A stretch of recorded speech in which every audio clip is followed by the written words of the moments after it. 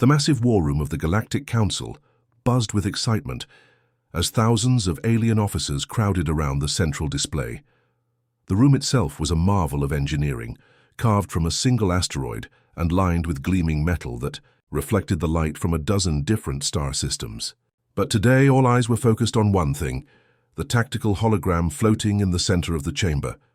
Admiral Vextal, a towering creature with purple skin and writhing tentacles where arms should be, manipulated the display with practiced ease. His species had conquered 17 star systems in the past century, and his confidence showed in every gesture. The hologram revealed what looked like the most one-sided battle in galactic history, 27 tiny ships approaching the Rigel system, where 10,000 of the Council's finest warships waited in perfect battle formation. The laughter started. Small, just a few chuckles from the younger officers, but it quickly spread through the chamber like wildfire. General Korthek, whose insect-like species was known for their brutal efficiency in combat, clicked his mandibles together in what passed for laughter among his kind. His 4 compound eyes glittered with cruel amusement as he studied the approaching vessels. "Look at this joke," Korthak hissed, his voice carrying easily through the chamber's acoustics. 27 ships, not 27,000, not even 2,700, just 27 tiny vessels against our entire combined fleet. He paused for effect, letting his words sink in. Are these creatures completely insane, or are they just the most stupid life forms in the galaxy? The assembled commanders represented the 12 most powerful species in known space. Each had earned their position through conquest, cunning, or both. The bird-like Ethans fluffed their metallic feathers in amusement, while the slug-like gastropods left trails of glowing slime as they writhed with laughter. The crystalline beings known as the Collective hummed in harmonious mockery, their transparent bodies pulsing with colored light that indicated their emotional state. Commander Nethys, whose crystal form stood nearly 8 feet tall, added her own commentary to the growing chorus of ridicule. Her species communicated through light patterns that danced across their surface, but she had learned the common tongue well enough to participate in the mockery. Perhaps these mystery ships are just lost merchants who took a wrong turn at the Andromeda Junction, she suggested, her form flickering with what her species considered humor. Maybe they're looking for a trading post and accidentally stumbled into our war zone. This comment triggered another wave of laughter that echoed off the chamber walls. Some of the younger officers had to hold their sides, or whatever passed for sides in their particular anatomy. The gastropods made wet slurping sounds that indicated extreme amusement, while the Ethans began a complex dance that celebrated the absurdity of the situation. But not everyone in the chamber was laughing. Intelligence Officer Pylax hunched over her scanning equipment, her 6 arms working frantically across multiple displays. Her species was known for their analytical minds and attention to detail, traits that had made them invaluable to the Council's war machine. What she was seeing on her screens didn't match the cheerful mood in the room, and it made her nervous. The energy signatures coming from the approaching ships were completely unknown. In her 40 years of service, Pylax had catalogued the technological signatures of over 300 different species. She knew the power output of Zephyrian engines, the unique radiation patterns of crystalline drives, and the distinctive heat signatures of every major spacefaring civilization in the galaxy. But these ships, they were something entirely new. The hull configurations were equally puzzling. The vessels weren't following any known design principles. They weren't built for speed like the courier ships of the Messenger Guild, nor were they heavily armored like the dreadnoughts of the warrior clans. They seemed to be following their own unique engineering philosophy, one that Pylax couldn't identify or understand. She tried to raise her concerns with the command staff, but her voice was completely lost in the ongoing celebration. Every time she started to speak, another officer would make a joke that sent the room into fresh fits of laughter. The noise level had reached the point where normal conversation was impossible. Admiral Vextal raised one of his tentacles for silence, though his own amusement was clear in the way his skin changed color. "Officers, officers," he called out, though he was still chuckling. "We need to decide how to handle this situation. Should we even bother with the standard surrender demands? Or should we skip the formalities and simply vaporize these poor fools so we can get on with claiming the system's resources? The question triggered yet another round of discussion and laughter. Some officers suggested they should capture the mysterious ships for study, wondering what kind of beings could be foolish enough to challenge the Council's might with such a tiny force. Others voted for immediate destruction, arguing that swift action would send a message to other potential troublemakers throughout the galaxy. Commander Vorthak of the Crusher Fleet pounded his massive fist on the nearest console, leaving a dent in the reinforced metal. "I say we blast them to atoms and be done with it," he rumbled in his deep voice. "These unknown aliens clearly don't understand what they're facing. A quick demonstration of our power will solve this problem and warn others not to waste our time." But Captain Zexelin of the Fast Attack Squadron disagreed. "Where's the fun in that?" she chirped, her bird-like head tilting to one side. "Let's at least give them a chance to surrender first. I want to see the look on their faces when they realize what they've stumbled into. The terror should be quite entertaining." As the debate continued, the mysterious fleet kept moving closer to the Rigel system. Their speed was steady and unhurried, showing no signs of fear or concern about the massive force waiting for them. If anything, their calm approach only added to the absurdity of the situation in the minds of the Council officers.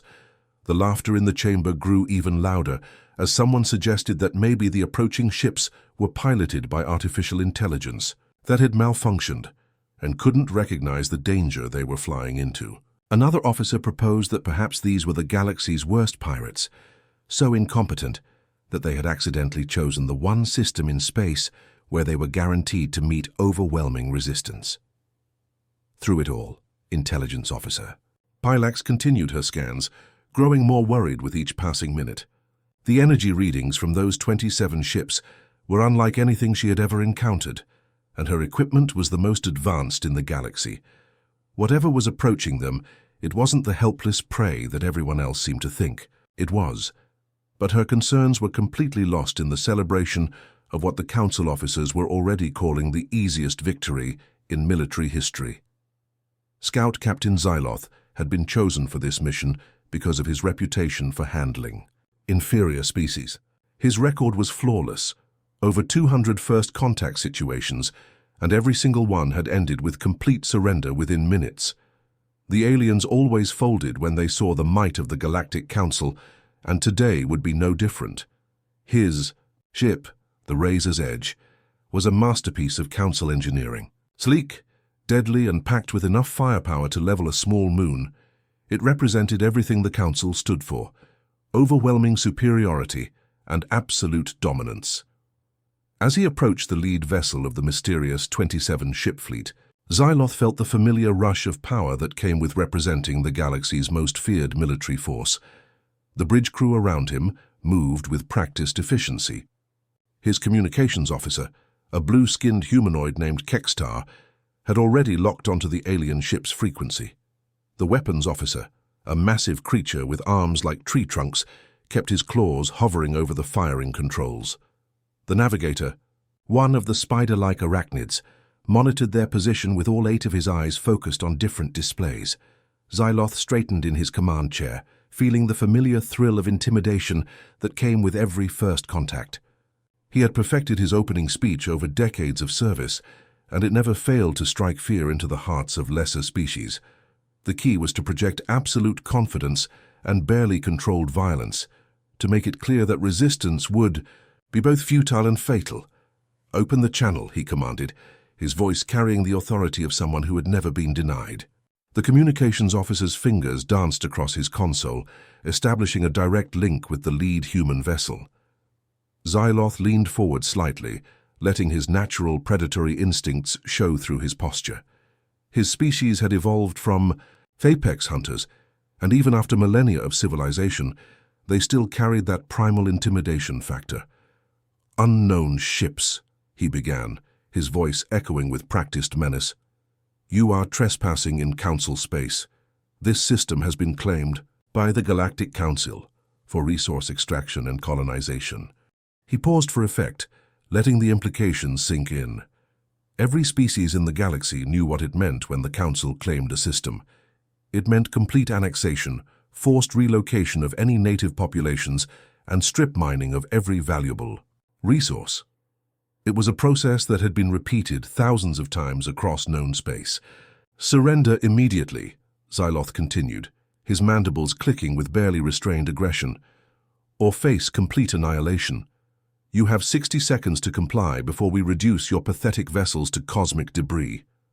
The response came back, almost immediately, and it caught Xyloth completely off guard. The voice was calm, measured, and spoke in perfect galactic standard, better than many council species managed after decades of study. There was no fear, no panic, no desperate pleading that usually characterized first contact with inferior civilizations. "This is Captain Lee Jun of the Earth Defense Force," the voice said, with an almost casual tone that made Xyloth's blood run cold. "You have 1 hour to evacuate this system. This is your only warning." For a moment, Xyloth's bridge fell completely silent. His crew stared at their displays in disbelief, waiting for their captain to respond. In all his years of service, no one had ever responded to a council ultimatum with a counter-ultimatum. It was unthinkable, impossible, and completely outside the realm of normal first contact protocol. Xyloth's mandibles began clicking rapidly, a sign of extreme agitation among his species. His 4 eyes narrowed as he processed what he had just heard. Did this primitive just threaten us? He asked his bridge crew. Though the question was more rhetorical than anything else, he could feel his natural hunter's instincts rising, the desire to crush this insolent alien who dared to challenge. "Council authority."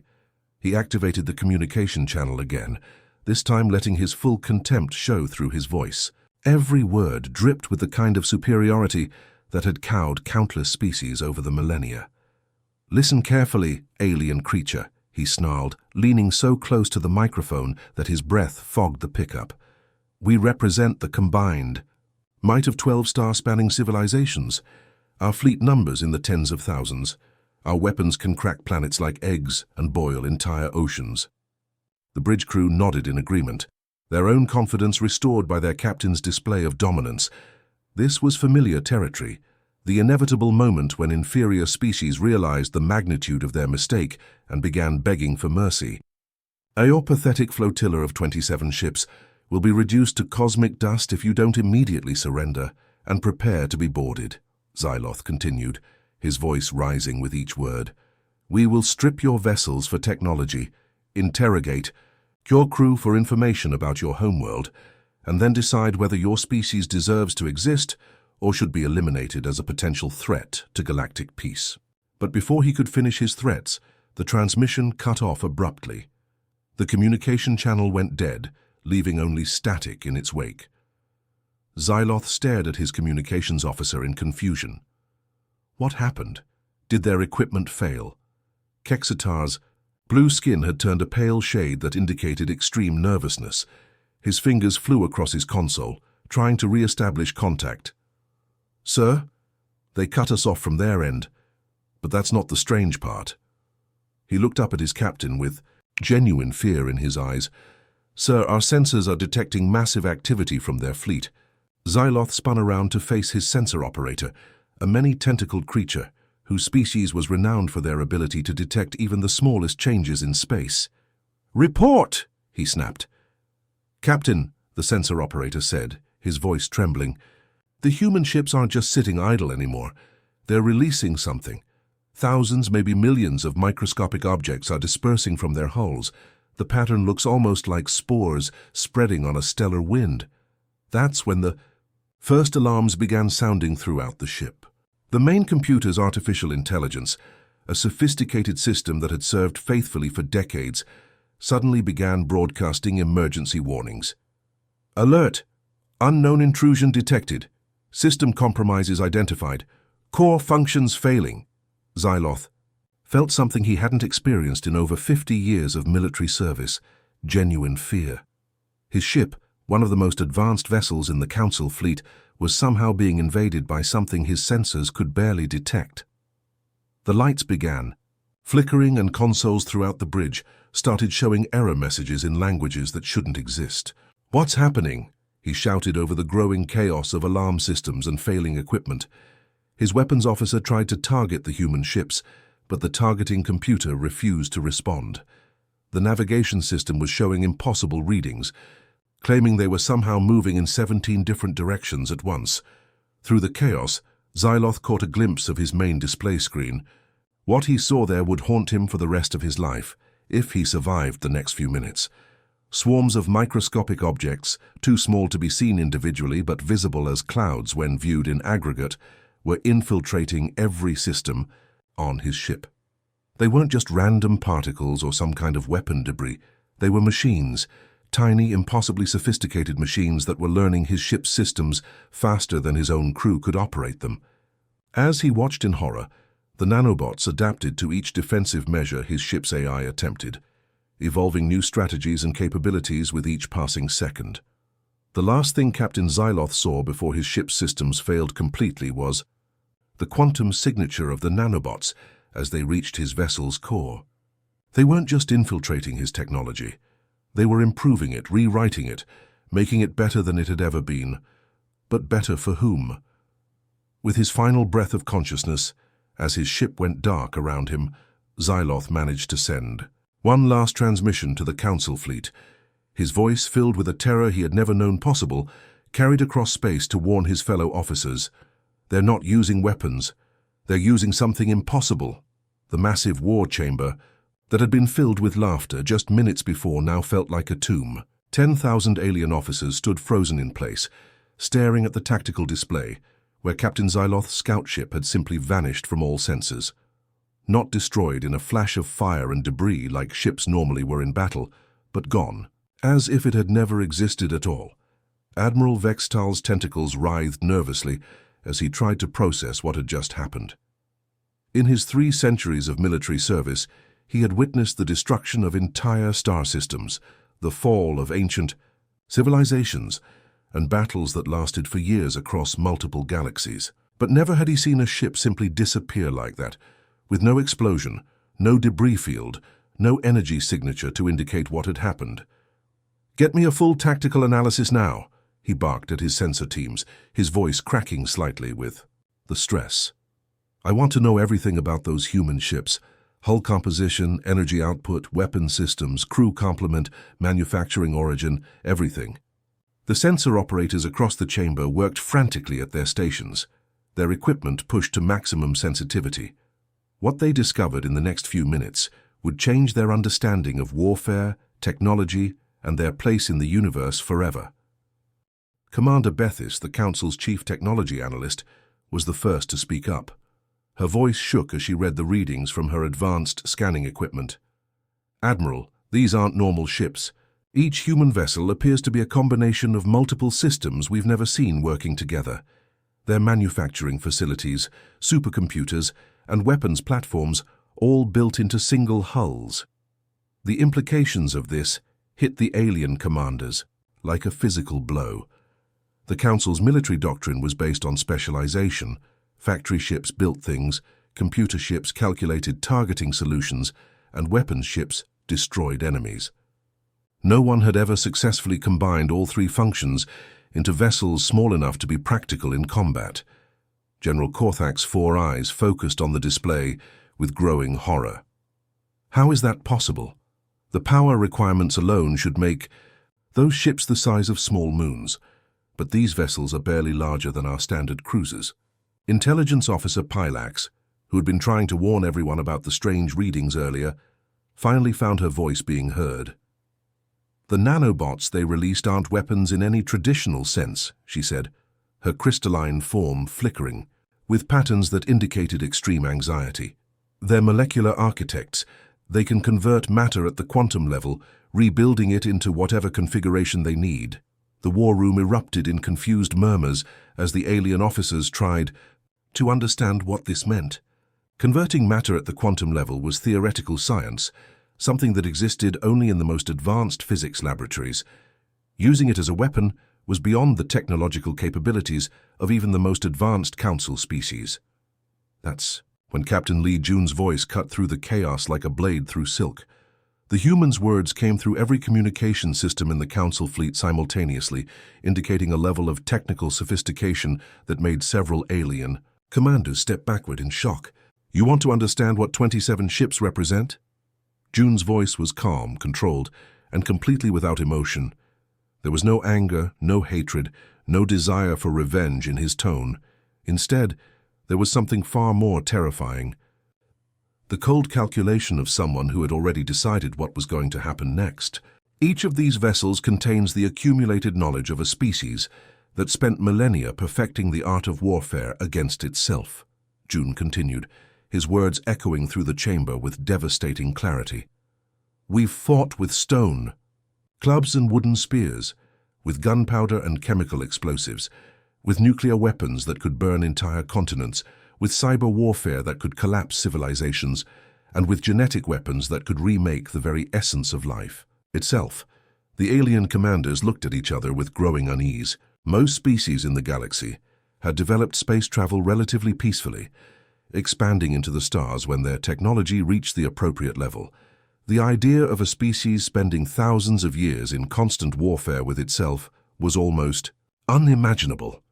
Admiral Vextal felt a chill run through his entire body as the human continued speaking. We learned every possible way to kill, to destroy, to break things down to their component parts.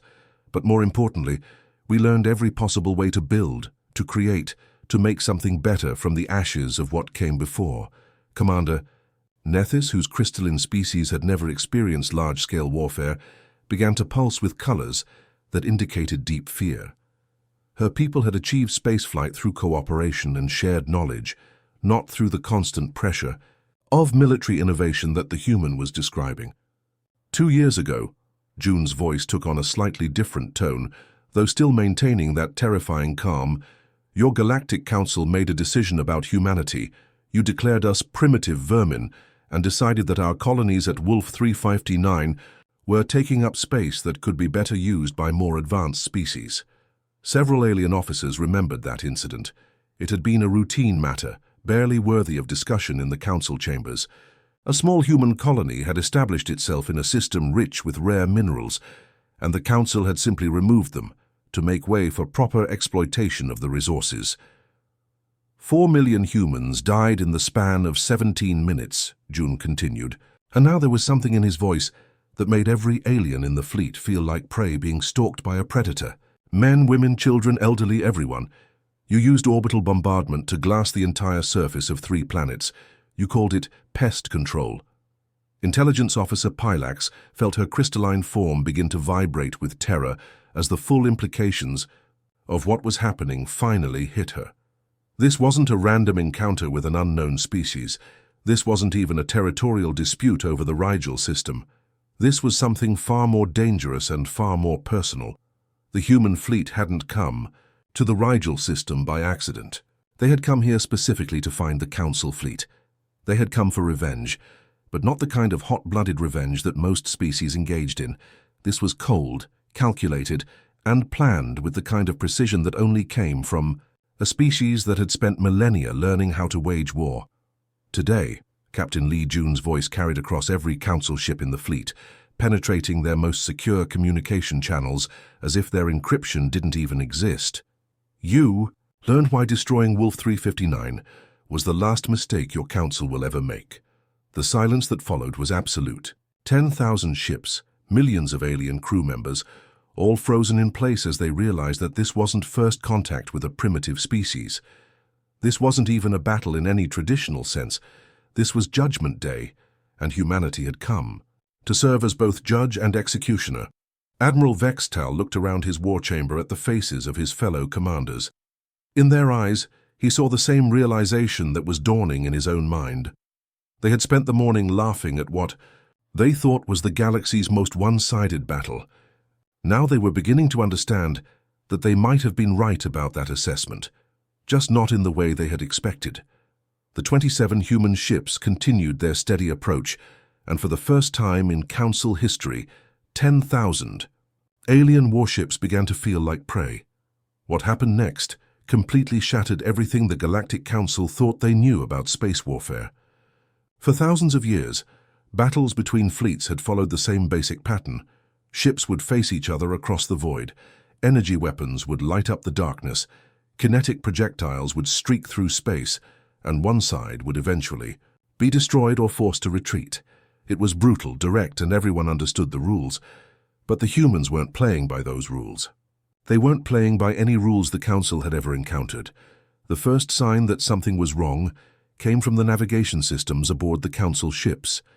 Captain Zexlin of the Fast Attack Squadron was reviewing her fleet's formation, when her helmsman suddenly looked up from his console with confusion written across his scaled features. "Captain, we have a problem," the helmsman said, his voice tight with concern. "My navigation computer is showing impossible readings. According to the system, we're somehow moving in 3 different directions at the same time, but our engines aren't even running." Before Zexlin could respond, alarms began sounding throughout her ship. The massive dreadnought Stellar Crusher, which had been holding position 2 kilometers off their starboard side, was suddenly changing course without any apparent reason. Its engines were firing at full power, sending the enormous vessel directly toward a cluster of smaller Council ships. "Stellar Crusher, what are you doing?" Zexlin shouted into her communication system. "You're on a collision course with the Night Terror and her escort group." The response from the dreadnought's captain was pure panic.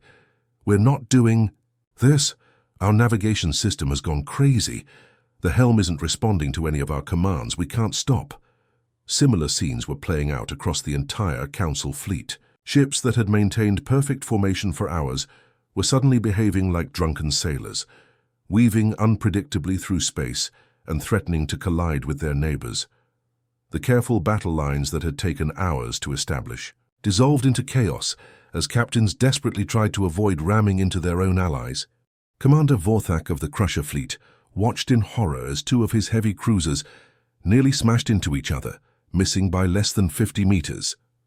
Both ships were firing their maneuvering thrusters at maximum power, but their navigation computers seemed to be fighting against their crew's commands. "This is impossible," Vorthak growled, his massive fists clenching in frustration. "These are military-grade systems. They don't just malfunction like this." But the navigation failures were only the beginning. Throughout the Council Armada, weapon systems began developing their own mysterious problems. Targeting computers that had worked flawlessly for decades suddenly couldn't tell the difference between friend and foe. Energy cannons that were aimed at the human ships somehow swiveled around to point at other Council vessels instead. The first friendly fire incident happened on the destroyer Void Striker. The weapons officer, a competent veteran with 20 years of experience, locked onto one of the human ships and fired a full spread of plasma torpedoes. But instead of streaking toward the enemy, the torpedoes curved through space in an impossible arc and slammed into the Council cruiser Star Hammer, which had been positioned safely behind the firing ship. "What just happened?" the weapons officer screamed, staring at his targeting display in disbelief. "I locked onto the human ship. I triple-checked the coordinates." The captain of the Star Hammer was screaming over the communications system, reporting massive damage to his ship's hull and demanding to know why they were being fired upon by their own fleet. But before anyone could answer, 3 more Council ships experienced similar targeting failures, their weapons turning on nearby allies instead of the enemy. Life support systems throughout the fleet began experiencing failures that defied all logic. The environmental controls on the battle cruiser Iron Fist suddenly decided that the crew compartments needed to be heated to temperatures suitable for desert-dwelling reptiles, even though the crew was made up of Ice World natives who couldn't survive in such heat. Emergency evacuation procedures had to be implemented as crew members collapsed from heat exhaustion. On the carrier Wing Commander, the artificial gravity generators began fluctuating wildly, switching between normal gravity and crushing acceleration. That slammed crew members into bulkheads. The artificial atmosphere processors on a dozen different ships started producing air that was either too thick to breathe or so thin that crew members began passing out at their stations. The crystalline ships of the Ethereal Collective faced their own unique nightmare. Their vessels were built from living crystal that could resonate at specific frequencies to achieve faster-than-light travel and power their weapons systems. But suddenly the crystals began vibrating at frequencies that were tearing the ships apart from the inside. Commander Nethys watched in terror as hairline cracks began appearing throughout her ship's crystal hull. The harmonic resonance that had powered her people's technology for millennia was somehow being turned against them, creating destructive vibrations that threatened to shatter their vessels like glass. "Emergency shutdown of all crystal matrices," she ordered, her light patterns flickering with panic. "Cut power to everything before the hull integrity fails completely." But even cutting power didn't stop the resonance. Whatever the humans had done, it was continuing to affect the crystalline structure of their ships, even without any energy input from their own systems. The insectoid hive fleet faced perhaps the most terrifying attack of all. Their ships operated through a collective neural network that linked every crew member's consciousness together, allowing them to coordinate their actions with perfect precision. But suddenly that network was being invaded by foreign signals that filled their shared consciousness with chaos and terror. Queen Captain Zarthek felt the panic spreading through her fleet like wildfire. The neural network that had been their greatest strength was now their greatest vulnerability, carrying waves of fear and confusion to every ship simultaneously. Her crew members were collapsing at their stations, overwhelmed by the psychic assault that seemed to be coming from everywhere and nowhere at once. Admiral Vextal stood in his command center, watching his mighty armada transform into a collection of disabled, malfunctioning vessels. Ships were drifting helplessly through space, their crews struggling to regain control of systems that no longer obeyed their commands. The careful formation that had represented the combined military might of 12 civilizations now looked like the aftermath of a catastrophic accident. The most terrifying part was that the humans hadn't fired a single shot.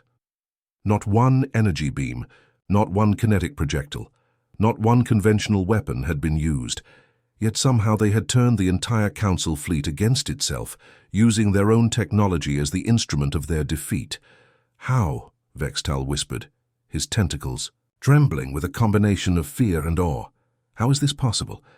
What kind of technology can do this?" The answer came from Commander Park Hyun, one of the human officers, whose voice now seemed to be broadcasting from every disabled Council ship simultaneously. Her words carried the confidence of someone who had planned for exactly this moment. "Because we learned something during our long history of warfare that you never did," she said, her voice calm and educational, like a teacher explaining a simple concept to confused students. "The strongest weapon isn't the one that destroys your enemy. It's the one that makes them choose to surrender, because they finally understand what the alternative would be." As if to emphasize her point, several more Council ships experienced simultaneous system failures, their crews forced to abandon their posts as their own technology turned against them. The message was clear. This demonstration of power was just the beginning of what humanity was capable of doing. Captain Lee Jun's voice echoed through the communication systems of every disabled Council ship, reaching the ears of millions of alien crew members who were expecting the worst.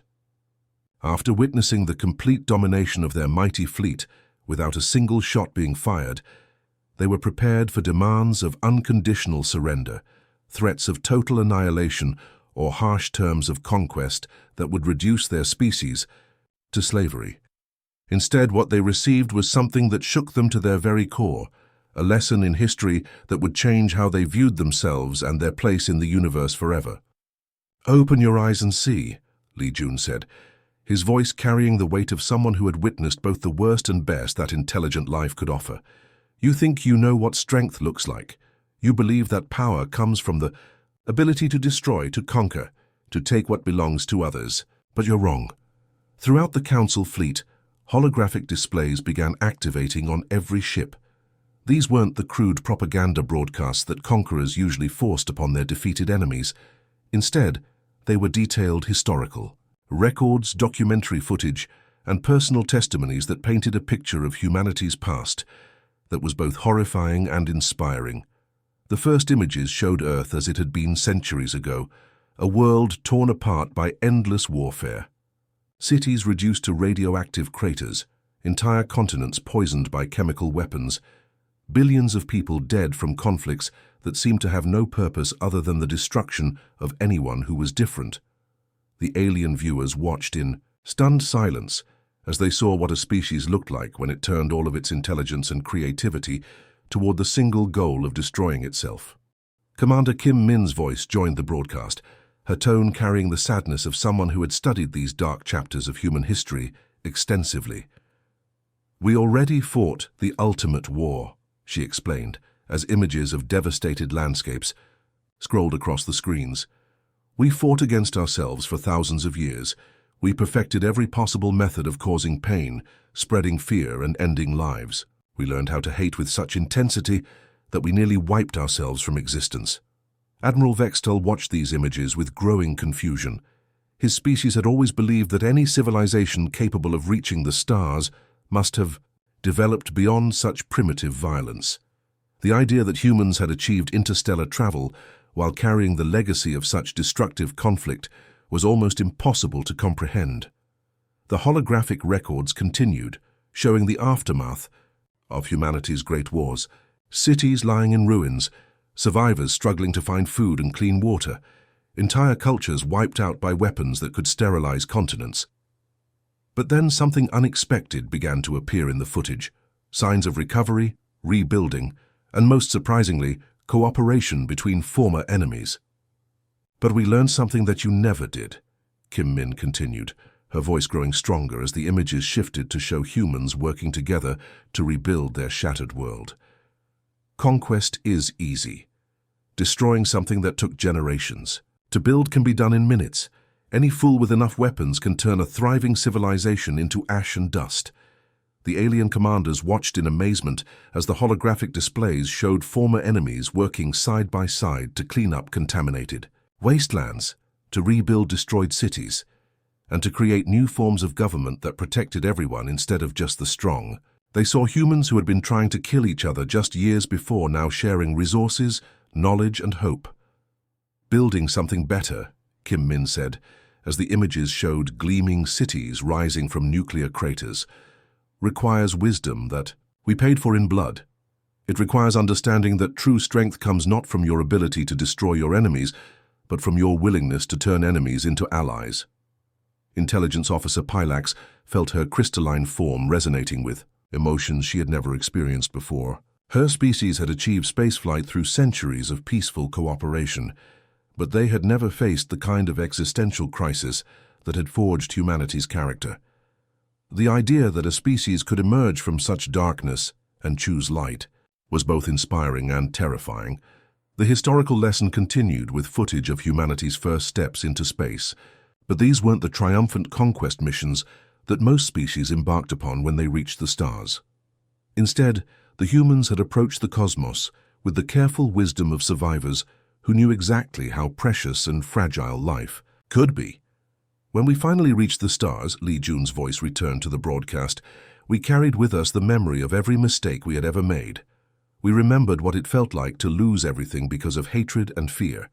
We promised ourselves that we would never again allow such destruction to happen to any intelligent species, anywhere in the universe." That's when the true nature of humanity's mercy became clear, and it was more terrifying than any threat of destruction could have been. The nanobots that had infiltrated every council ship weren't going to be removed. They would remain, silent and invisible, monitoring everything the council did from this moment forward. "Every species you've enslaved," Li Jun continued, his voice carrying across the void to reach every alien ear. "Every world you've strip-mined until nothing was left but bare rock. Every genocide you've committed in the name of galactic order. We know about all of it. We've studied your history, catalogued your crimes, and now we're going to make sure that everyone else knows too." The implications hit the council commanders like a physical blow. They weren't just being defeated. They were being watched. Every future action, every decision, every act of cruelty or kindness would be recorded and judged by these humans who had somehow learned to combine overwhelming technological superiority with moral authority. "You're free to leave, Commander," Park Hyun added, her voice making it clear that this freedom came with conditions. "Return to your homeworlds. Tell your leaders what you've seen here today. Explain to them that the age of taking whatever you want from weaker species is coming to an end." One by one, the council ships began to withdraw from the Rigel system. Their engines functioned normally now, their navigation systems worked perfectly, and their weapons were back under their cruise control. The humans had demonstrated that they could disable the entire fleet whenever they chose, but they were allowing their enemies to retreat with dignity intact. Admiral Vextal's flagship was among the last to leave.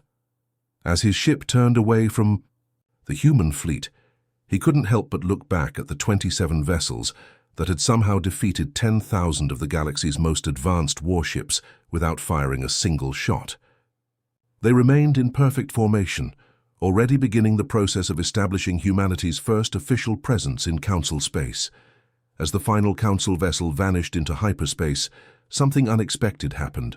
A new voice began broadcasting across all galactic communication frequencies, reaching every inhabited world, every space station, and every ship in known space. It was clearly artificial, but there was something ancient and wise about it that commanded immediate attention. "Citizens of the galaxy," the voice began, carrying with it the accumulated knowledge and experience of countless human minds. "I am the collective. I am the combined consciousness of humanity's greatest scientists, philosophers, teachers, and leaders who chose to guide our species among the stars." The message that followed would be remembered as the moment everything changed. In galactic politics, "The age of conquest is ending," the collective announced with absolute certainty. "The age of guardianship has begun. No longer will the strong prey upon the weak without consequence. No longer will advanced civilizations strip resources from primitive worlds without consideration for the lives they destroy." Across the galaxy, billions of beings who had lived their entire lives under the shadow of Council oppression suddenly had hope. The humans hadn't just defeated the Council's fleet, they had announced their intention to protect everyone who couldn't protect themselves. The 27 ships remained in the Rigel system, establishing humanity's first protectorate. They were no longer just Earth's defense force. They had become the galaxy's guardians, watching and waiting to ensure that the darkness of conquest would never again eclipse the light of compassion.